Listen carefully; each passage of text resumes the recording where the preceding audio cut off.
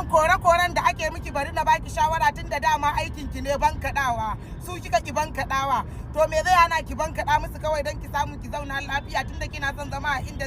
inda suke kuma kina son zama da su kuma kin ga harkar nan kina bankaɗawa to kawai ki bankaɗa musu su iba a wuce gurin ki zauna lafiya a daina miki wannan korar karnukan ta yau daban ta gobe daban tunda harkar nan ke kin sani na sani kina bankaɗa kawai ki bankaɗa musu a wuce gurin ki zaman ki lafiya duk bura uban da zaki ba uban da zai kalle ki fa aban min rayuwata haka na ga dama kuma haka na zabe in yi na gaji da wahalar da kaina akan kai ne biyan kuɗin napep in zaka fita ka je kai bidiyo dan ka burge wani ko ka nishadantar da wani amma idan abu ya faru ba za a maka uzuri ba ko wani abu sai dai a dinka binka ana zagan maka iyaye ana kaza da ke kuɗin da kake fita ka je kai bidiyo satowa kake yi idan za ka yi bidiyo na faɗar gaskiya akan wani abu sai dai ka bar Najeriya saboda babu haɗin kan mutanen da kake fighting akan su ban da kuɗin da zan bar ƙasar Najeriya in ma na bar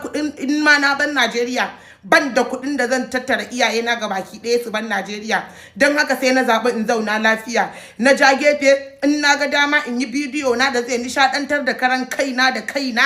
in ban ga dama ba in ja bargo in ci gaba da bacci daga ni sai dan saurayi na in ci gaba da soyayya ta in na tashi bani da wani uzuri in kira shi a waya in ji murya sai in koma in na ga dama in ci gaba da bacci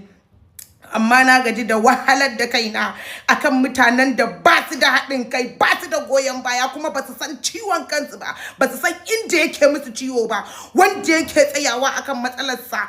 matsalarsu kullum shine wulakantacce a idansu in mutum zai faɗi gaskiya rana ɗaya zai kuskure ba shi da wani abu baya da wani amfani a gurinsu don haka ni ban da lokacin kowa yanzu ta kaina nake yi tunda har idan ka yi abu mutane ba su san dan su kake yi ba idan kai masifa ta fada maka babu abin da ya shafe ka da rayuwarsu ba abin da ya shafe su da rayuwarka ko ka mutu ko kai rai kai ka sani dan haka ni na zaɓi haka a rayuwata ni na ga dama kamar yanda kuma kuka zaɓi ku zauna rayuwa tare da rashin sanin ciwon kanku da rashin sanin yancin kanku da